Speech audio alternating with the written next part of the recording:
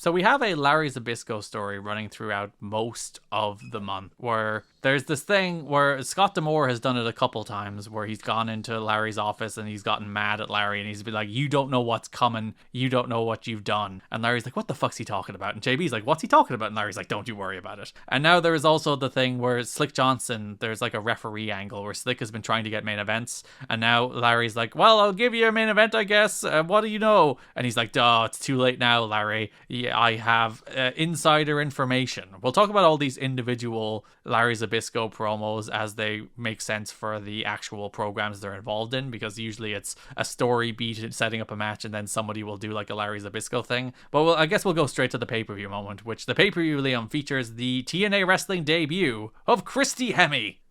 I've never had a problem with Christy Hemme. Your favorite Playboy cover girl, just like Don West? Listen, 2006, I was a young boy.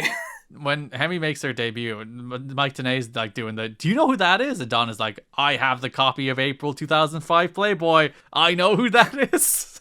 So revolting that he can name the month. He's like one step short of pulling it out from under the desk. It's like, I keep it with me wherever I go. It's not quite Matt Striker Lucha Underground, but... it is close. Hemme hands Tenay an envelope and then leaves. She's just a messenger here. I wonder what the cut for the Divas doing the Playboy was. I hope they got some good money there. I if it was like just part of their deal, yeah. Yeah, I wouldn't be stunned if WWE just got all the money and they just, got paid by WWE. I would not be surprised if that was the case, but I hope they got paid. I hope she got a little bonus from that.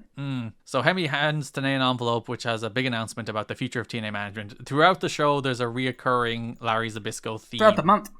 Yeah, we'll talk about the Larry segments individually as they make sense for the actual programs they're involved in. Because they play into other segments too and other storylines. Yeah, so multiple times, like in the Team 3D interview at Lockdown, he walks in and demands to know what JB knows. And he's like, don't kid me, JB. He's like, why would I kid you, Larry? Everyone is against Larry at this point. The Planet Jarrett one is my favorite because Jarrett's like, yeah, you should ask the Hebners because they know all about screw jobs, clearly blowing Larry off. And Larry's like, I should have known. I hate the Hebners.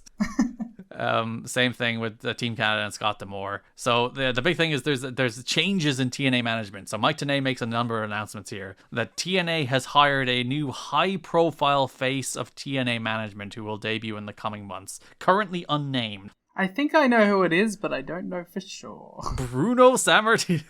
Wow. That is who they wanted to be at first, but you will find out in the coming months who it is. I think I know, and I think we're going to get a different demo on our YouTube views. Listen, SEO, baby! Yeah, so the first decision they make is Larry Zbyszko has been placed on probation. Larry comes out and he is absolutely raging. He's like, Mike Tenay, I tutored you on WCW Pro. International markets, tutored you in worldwide. How could you do this to me? I like that no matter what, like, the constant theme through TNA's history has been that Mike Tenay actually knows everything that's going on. Yeah, he is the one person with all the information, and everyone's like, Mike, why did you do this? Yeah, not even the implication that he knows everything going on, that he is the one pulling the strings. Yeah, whenever he makes an announcement, everyone is mad at him, because it's like, Mike, why have you done this to me? There is a second announcement, and that is the overturning of a recent Larry Zbyszko decision, and Raven has been reinstated to the TNA roster. Raven's music hits, he walks out, he has blue hair now.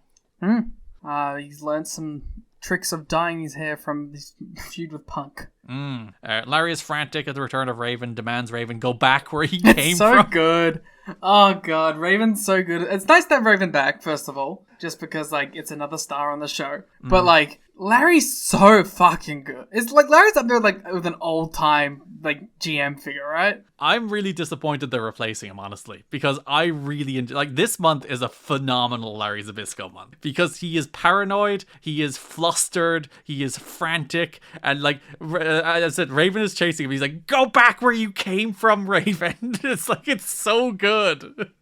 And then he locks himself inside the cage, holds the door before security separates them. So Raven is back, Larry's on probation. I just like that. I mean, I criticized Larry's choice of hiding in the cage, thinking that was going to be like the babyface gets in the cage and he has nowhere to go. But no, it worked. He kept him out.